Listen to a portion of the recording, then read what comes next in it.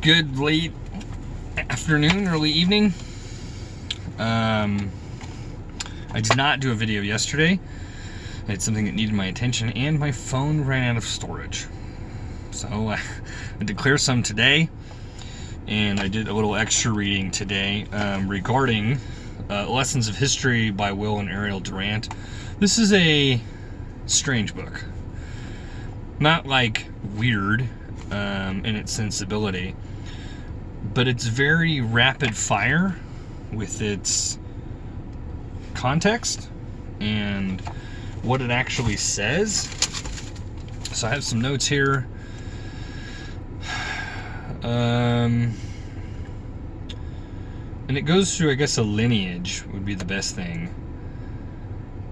So once the first chapter is like a perception of history and how it's recorded, and how you never really know truly what happened. It's kind of like you have side A, side B, and the truth. There's always three sides to a story.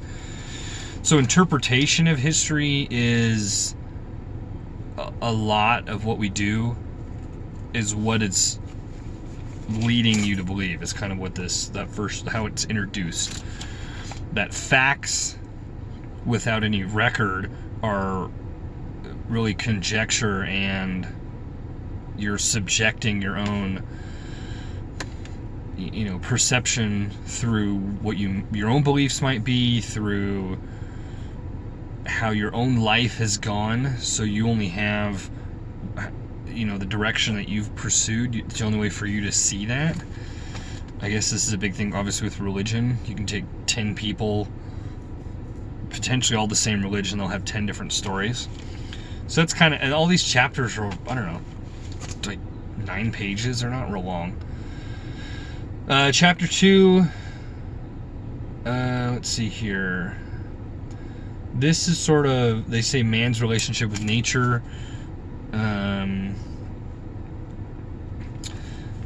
So this is regarding like travel, how people in China never made it to England. And the adaptation depending on the evolution of tools and science, more or less. The more that they discovered, you can even go back to the 15th century. No matter how far you go back, ships and trading, the way ice or glaciers or there's melting and snow caps flood the river that allow you to do things that you can't do where it's a desert. If the lakes or rivers dry up, your trade, all that goes away, which potentially influences if you're going to travel or move or become nomadic. And then after you figure all that out, even now, it's in that chapter, it kind of says that nature wins anyways.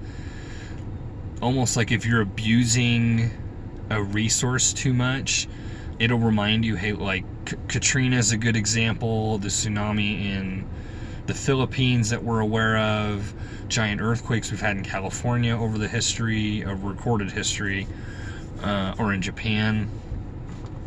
So there's always a reminder from nature to say, hey, look, if you think you got this figured out, I'm gonna remind you, I'm gonna win every time. You can't overrule Mother Nature. It's just not gonna happen.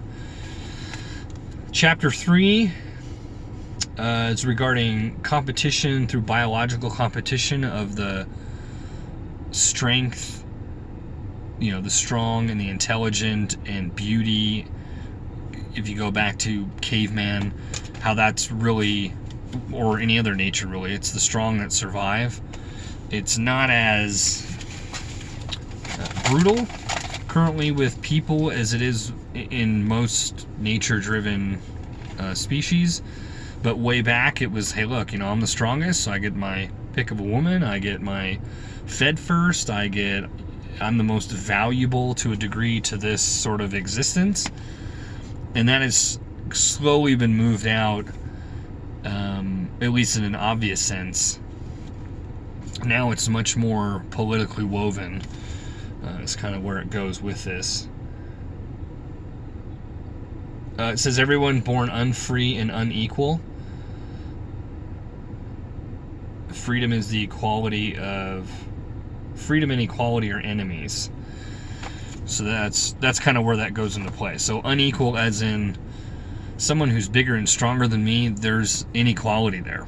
We try to force the equality through how we live, at least in first world country, but genetics force us to be unequal with that specifically. And equality and freedom, like they're saying, don't go together. If you want a freedom of society even now, on an intellectual basis, which is environmental, they go on with that, but freedom now is being able to choose what you do, but even having that available doesn't necessarily mean that we're equal. It's really interesting the way it puts that. And then it's reproducing. So after that, it's, biologically it goes over mating, more or less. But how that can be even trended and changed depending on what's going on within the society, sort of influences. Like currently, from what I know of, less millennials, so you can either say my generation or the generation after, are having less children. The reproduction rate is actually lower because they're choosing something else. So society over time is, in the context of the saying, is society over time forces the choice of reproduction to either continue at a rapid or a slow pace to accommodate for the civilization you live in. It's kind of interesting the way that goes. Chapter 4 is race and history and how cultures are blended. This is showing how other cultures are developed. So it talks about Eastern Europe. It talks about just travel in general and how language changed in order to protect their I guess pureness, if you want to say it. So it's not blended with people who didn't have the same ideology or religion or beliefs. So it's strange in the way it's written. It's got cool information, but it's like every 3 sentences is something just jumps to another subject. It's very weird to read.